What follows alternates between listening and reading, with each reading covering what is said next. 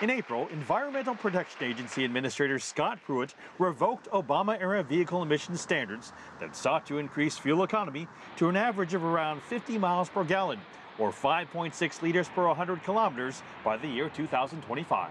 I am determining that those standards are inappropriate and should be revised.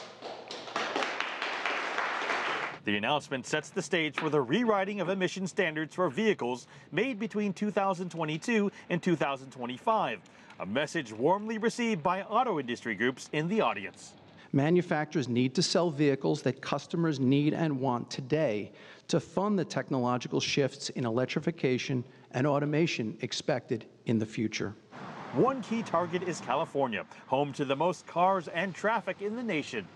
Because of a waiver in a federal law to help the state battle extreme air pollution, Washington permitted California to set stricter greenhouse gas emission standards.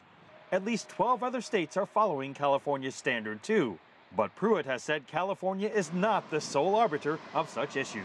We're not looking for a fight. They're the ones who are looking for a fight.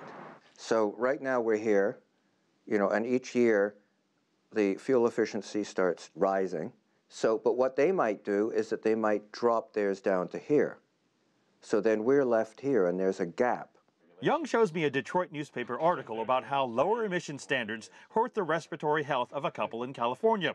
He also says California and the U.S. federal government already spent 2 years studying the issue.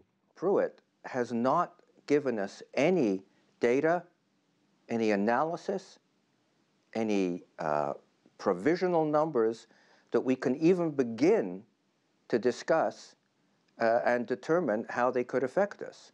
Now California leads more than a dozen states in a lawsuit against the EPA's rolling back of the Obama administration's fuel economy standards.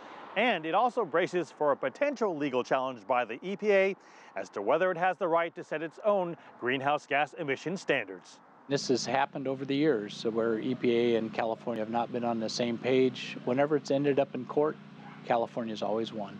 Short of reinterpreting the Constitution, I don't think there's any way that the EPA could win. Environmental automotive writer Michael Coates says a key reason much of the auto industry supports lower mileage standards is sales of bigger cars.